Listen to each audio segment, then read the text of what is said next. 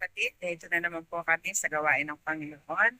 Kami po ay aakyat muli sa bus para magbahagi ng salita ng Diyos at mamahagi ng mga papasahin nito. Nawa po ay pag-pray nyo ang bawat isa sa atin. Kung sa ganoon ay makakipay ang ating gagawin Panginoon sa hapon. Amen. Sister Nida, ano masabi mo? Magandang hapon po sa inyo lahat mga kapatid. Narito na naman yung mga kapatid na lingkod ng Panginoon ay patuloy na gumagawa sa gawain. Nawa ay ipanalangin ninyo kami na matagumpay at tuwasay ang aming pagsamba ngayon ng bus. Panalangin niyo, Panginoon, na kami ay matanggap namin ang kaligtasan mula sa aming pagsampa at sa paruunan namin at hanggang sa pagbalik po mga kapatid. Kaya patuloy lang po tayong gumawa sa mga kapatid na handa namang sumama sa gawain. Kung kahit man hindi kayo makasama sa mga pagpapala o mga pinansyal na ipinagkaloob po ng Panginoon sa inyo, pwede po kayo na magbahagi para po dito sa pagbili po natin ng mga retreats. Salamat po. Okay, salamat Sister Nida, Sister Clara sa lakas, sa buhay at pananampalataya na binigay sa atin ng ating mahal na Diyos na siyang ating kasiglahan sa paggawa araw-araw sa kanyang gawain. Amen? Amen. So mga kapatid, patuloy po ninyong italangin ang ating pong paggawa sa buong maghapon sa araw na ito. At tayo'y patuloy makaranas ng patnubay, pangungunan ng banal na Espiritu. At ang mga salita ng ating Panginoong Diyos ay patuloy na marinig ng mga pasahero ng bus at sila'y pagpalain sa pamagitan ng kanilang pananampalataya sa ating tagapagligtas. Amen? Okay, tayo po ay kasampa na sa bus upang mangaral sa mga salita ng ating ibang. God bless sa inyong lahat mga kaibigan at mga kapatid. Sa buong mapagpalang hapon sa bawat isa sa ating mga kapwa namin mga pasahero. Kami po ay nagpapasalamat una sa ating pong Diyos na patuloy na nag-iingat sa atin at tayo'y patuloy na binibigyan ng buhay at kalakasan. Tayo rin po ay nagpapasalamat sa ating pong private conductor na tayo po ay binigyan ng pahintulot na tayo po makapagbahagi ng mga salita ng ating pong mahal na Diyos. Sa mga oras nito mga kaibigan at mga kapatid, ang inyong pong mga kaibigan mula sa Seventh-day Adventist Church ay patuloy po maglilingkod ng mga salita ng ating pong mahal na Diyos. Sa pamagitan po nito mga kaibigan, ang ating pong mga sarili ay patuloy na magkaroon tayo ng koneksyon sa ating pong Diyos na may likha ng ating pong mga buhay. Tatlo po kami magkasama ngayon mga kaibigan, tulad din po ninyo na mamasahe sa mga upuan na ating pong inuupuan. At amin na itong ipaunawa mga kaibigan at mga kapatid na sa amin pong paglilingkod, ito po ay libre. At wala po kayong inaasahang kami ay mag-iikot ng mga supli o mga envelope upang humingi ng mga love offering. Ito po, paglilingkod ay libre po sa inyo mga kaibigan. At mamahagi rin po kami mga kaibigan at mga kapatid ng mga missionary booklets na ito po ay pinamagatang pag-asa para sa mga pamilya ngayon. Ang laman po ng booklet na ito mga kaibigan ay ating pong bibigyan ng matatag ang kalagayan, sitwasyon o ang mga relasyon ng bawat pamilya na ating pong kinaaniban dahil malaga po sa ating pong Diyos ang bawat pamilya dahil dito po nagsisimula kung paano tayo nakupo upang magiging mabuting mga mamayan sa ating pong lipunan. Kaya po, ito po ay aming ibibigay sa inyo ng libre ang mga missionary booklets na ito. At tayo po ay manalangin na para po sa ating pong patuloy na pag-aaral o pakikinig ng mga salita ng ating pong mahal na Diyos. At akin din pong pinapauna sa inyo mga kaibigan, mayroon po tayong na nagbibideo. Sa ating pong pagbibideo mga kaibigan at mga kapatid, kung halimbawa ayaw po ninyong makunan ng video, maaari po ninyong itago ang inyong pong mga sarili sa pamagitan po ng pag-ibo kapag kayo ay natutukan ng ating pong video. At kung nais naman din po ninyong makita ninyo ang inyong pong mga matamis na mga ngiti, maaari po ninyong ipakita ang pinakamagandang ngiti po ninyo upang inyong masundan sa ating pong mga upload sa ating pong Facebook, sa YouTube, sa Fast Preaching Ministry. At dito inyo rin pong makita, matatagpuan ang ating pong mga contacts na inyo pong matatanggap dito sa ating mga ipamahaging mga missionary booklets. So, maraming salamat po sa inyong pong pag-unawa sa konting panahon na aming pong hingin sa inyo na makinig po tayo sa mga salita ng ating pong mahal na Diyos. Tayo po ay manalangin.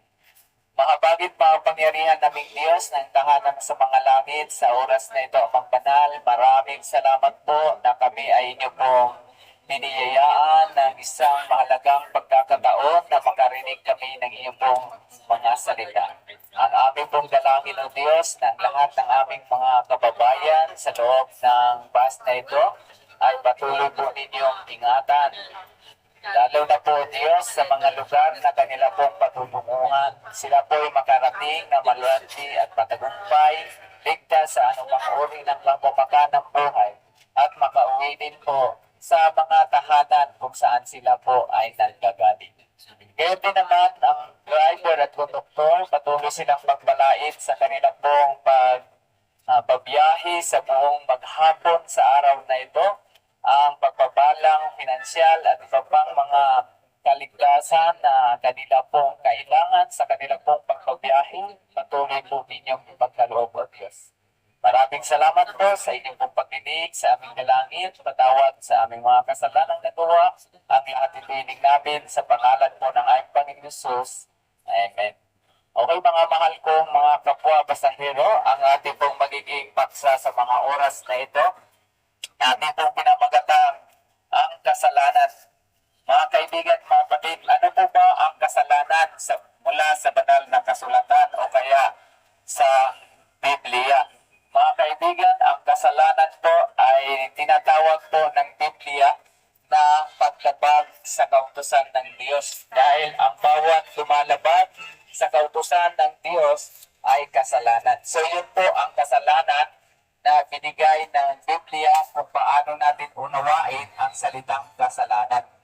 Madali lang naman pong maunawaan din. Halimbawa, dito po sa ating bansa o sa ating pong lipunan na ating kinabubuhayan, tayo po ay nagkakasala dahil po sa batas na ating pong nalabag na batas ng ating pong bansa. Gayon din naman sa banal na kasulatan sa Biblia, ang kasalanan sa Diyos, gayon din naman ang kasalanan sa ating kapwa ay dahil din po sa ating pong paglabag sa batas ng ating pong mahal na Diyos. Ano pa ang kasalanan mula sa Biblia? Pinaunawa din ng Biblia mga kaibigan at mga kapatid na ang kasalanan ay siyang naghihiwalay sa tao at ng Diyos. Sa madaling sabi mga kaibigan at mga kapatid, ang kasalanan ay siyang pong nagpapalayo sa tao at sa Diyos. Saan po natin matatagpuan po mga kaibigan at mga kapatid? Yan po matatagpuan po natin sa Isaiah 59. Ang talata ay verse 2 po. Ito po ang pagkasabi. Ngunit pinaghiwalay ng inyong mga kasamaan, kayo at ang inyong Diyos. At ang inyong mga kasalanan ay siyang nagkubli ng kanyang mukha sa inyo, ano ba't siya'y hindi nakikinig. Kaya mga kaibigan, mga kapatid, ang isang kasamang tao o ang isang kasalanan o ang isang taon may nagawang kasalanan sa Diyos o sa kapwa man, maging ang kanya pong panalangin mga kaibigan, mga kapatid, ay hindi po pinapakinggan ng ating pong mahal na Diyos. So, ang kailangan po natin upang tayo ay magiging malapit sa ating pong Diyos, kailangan po tayo humingi ng pagsisisi sa ating pong Diyos upang mapatawad po tayo sa ating pong mga kasalanan. Dahil kahit ano pong ating gagawin na paghingi sa ating pong Diyos ng proteksyon ng mga pagpapala na mula sa Kanya. Ngunit patuloy po tayong nagkakasala sa Kanya, mga minamahal pong mga kaibigan at mga kapatid. Hindi po pinapakinggan ng ating pong Diyos ang ating pong mga dalangin. Kaya ang sabi po ng banal na kasulatan, mga kaibigan at mga kapatid, sa Gawa 3, ang mga talata ay 19, ating pong matutunghayan ang mga pahayag ng banal na kasulatan o ng mga lingkod ng ating pong mahal na Diyos kung paano maayos ang ating pong nasirang relasyon sa ating pong mahal na Diyos dahil sa kasalanan. Tayo po dito sa Gawa 3:19, kaya nga magsisi kayo at magbalik loob upang mapawi ang inyong mga kasalanan. So, ito po ang pinakamagandang gawin po natin ngayon, mga kaibigan, dahil tayo lang naman po ang nakakaalam kung ano ang ating kasalanan. Tayo at ang Diyos lamang po ang may kapangyarihang makakaalam sa kasalanan. Dahil sa Diyos po, mga kaibigan, mga kapatid, wala pong natatago at walang naniningin sa Kanya. Alam po niya na talagang ang tao ay mahina kapag wala po ang Diyos sa kanyang buhay, hindi po talaga malalagpasan o mapapanagumpayan ng tao ang kasalanan. Kaya kailangan po natin ang Diyos upang tumulong sa atin na tayo ay makalagpas sa mga kasalanan na ayaw ng Diyos na ating pong magawa. Kaya isa sa mga kailangan natin araw-araw, talagang nagkakasala po tayo.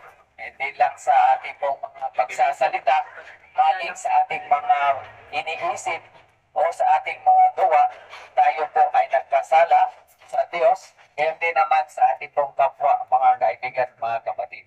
Kaya mahalaga po na tayo'y lagi lumapit sa ating pong Diyos upang tayo ay magkaroon ng lakas na labanan ang kasalanan. Na itong kasalanan na ito, mga kaibigan, ito naman ay talagang gagagawan ni Satanas para marami po siyang madamay sa dagat-dagatang apoy o impyerno upang hindi siya mag-isa doon. Gusto lang niyang madamay ng mga iniibig ng ating pong Diyos. Walang iba, tayong lahat ay mga iniibig ng ating Diyos. Dahil ang kaaway si Satanas ay gabin sa ating pong Diyos, kaya ang lahat ng kanyang iniibig o iniibig ng ating Diyos, gusto niya idamay sa kanyang galit sa ating Diyos. Kaya tayo ay tinatarget ng kaaway na magpasala para mahiwalay tayo sa Diyos. Ayan po. Kaya ito ang panawagan sa ating pong mahal na Diyos na kung tayo ay magkasala man, mayroon po tayong lalapitan na magpatawad sa ating pong mga kasalanan. Ayon po sa sulat ni Apostol Juan 1:9, kung ipahayag po natin ang ating pong mga kasalanan, tapat at banal ang Diyos na magpatawad sa lahat ng ating pong nagawang mga kasalanan. Sasahin po natin, mga kaibigan, mga kapatid, ang sabi po ng 1 Juan 1:9, kung ipinapahayag natin ang ating mga kasalanan, siya ay tapat at banal na magpapatawad sa ating mga kasalanan at tayo'y lilinisin sa lahat ng kalikuan. Purihin po ang Diyos, mga kaibigan, mga kapatid. Hindi lamang tayo patatawarin sa ating pong mga kasalanan, lilinisin pa niya ito. So, hindi lamang niya ito sasabihin sa atin, o pinatawad na kita sa iyo pong mga nagawang kasalanan sa akin o sa kapaman. Lilinisin pa kita. Pagka sinabing lilinisin, mga kaibigan, mga kapatid, talagang tatanggalin niya ang lahat ng mga iniisip natin na maaaring maging dahilan ng ating pagkakasala sa Kanya. Kaya po, ang ating pong patuloy na pakikinig sa mga salita po ng ating pong mahal na Diyos upang tayo'y akayin sa Diyos na tayo'y magiging malinis sa harapan niya. Di man ito'y magawa natin sa madali ang panahon, at least, mga kaibigan, mga kapatid, mayroon po tayong ma-realize na sa tuwing tayo magagawa ng kasalanan sa harapan ng ating mahal na Diyos, mayroon po tayong Diyos na dapat lapitan upang ibagi sa Kanya ang ating pong nagawang kasalanan. Di po ba ay napakabuti ng Diyos? Di po ba ay mapagmahal na Diyos na sana'y tayo ay managot sa kasalanan na ating ginawa, pero ang ginawa ng ating pong mahal na Diyos, siya po ang tumubos sa ating pong nagawang kasalanan. Alam po ba ninyo na matindi ang kabayaran ng kasalanan? Kung ating pong basahin ang banal na kasulatan, mga kaibigan, mga batid, ang kabayaran ng kasalanan, walang iba ay kamatayan, mga kaibigan, mga batid. Iyan po ay sabi ng Romas 6:23. Ay, tama na simbahan Ito po dyan. ay sinabi ni Apostol Pablo na ang kabayaran ng kasalanan ay kamatayan. Ito'y ginawa ng Panginoong Diyos na ang kanya po sarili ang siya po ginawang pagtubos sa kasalanan na ginawa ng tao upang ang tao ay maligtas sa penalty ng kasalanan. Ito po ang pagkasabi ng banal na kasulatan.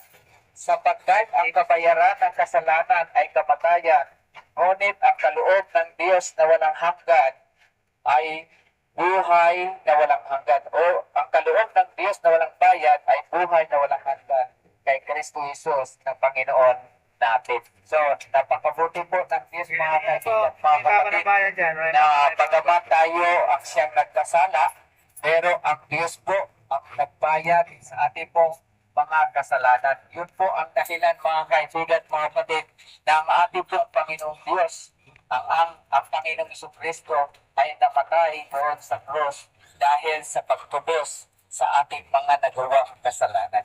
Kaya ang paanyaya po sa atin ngayon, mga kaibigan, mga kapatid, tayo po ay panumbalik sa Kanya. Sa anong paraan, mga kaibigan, tayo ay makapanumbalik sa ating pong mahal na Diyos? Sa pamagitan po ng ating pagsisisi at pagbalik loob sa Kanya. At doon natin maranasan na tayo ay muling nasa Diyos na naman, mga kaibigan, mga kapatid. Dahil dito, mga kaibigan, ay patuloy na tayo'y nanawagan na tayo ay lumapit sa Diyos. Mayroon po mga nagsasabi na wala po silang kasalanan sa Diyos. Okay. Sige po, sa mga bababa po, ingat po kayo, mga minamahal po, mga kaibigan.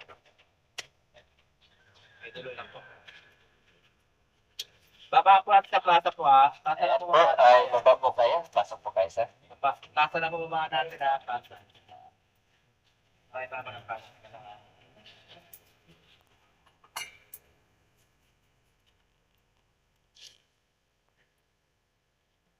Ayan po, sa mga bababa, ingat po kayo. Plaza na po At baba ang ating pong patuloy na dalangin, kayo pong lahat ay patuloy na ingatan ng ating pong mahal na Diyos. Patuloy po tayo makinig sa mga salita ng ating pong Panginoong Diyos. Muli aking pong ulitin sa inyo, mga kaibigan, mga kapatid, ang kasalanan ay siya pong paglabag sa kautusan ng Diyos. At ang kasalanan, siya pong nagpapahiwalay sa tao at ng Diyos. At ang ating mga panalangin kapag tayo ay makasalanan, hindi po dinidinig ng Diyos ang ating pong paglapit sa Kanya. Kaya ang Diyos ay nanawagan sa atin kung ano mang ating nagawang kasalanan, ay atin pong ipagsisisi ito at manumbalik loob sa Kanya upang tayo'y patatawarin, linisin sa ating mga kasalanan na nagawa. Napakabuti po ng ating pong Diyos, mga kaibigan, mga kapatid, dahil naunawaan niya ang kalagayan po natin na bagaman tayo ay talagang sobrang makasalanan, pero handa naman siyang magpatawad sa ating pong nagawang kasalanan sa Kanya. So, yun po ang kabutihan ng Diyos na ating po patuloy nararanasan sa araw-araw. Ngayon, maaari po ninyo may tanong, mga kaibigan, mga kapatid, ano po ang gagawin upang mapanatili tayo na maiwas sa pagkakasala sa ating pong Panginoong Diyos? Dahil alam po ninyo, mga kaibigan, mga kapatid, halos oras-oras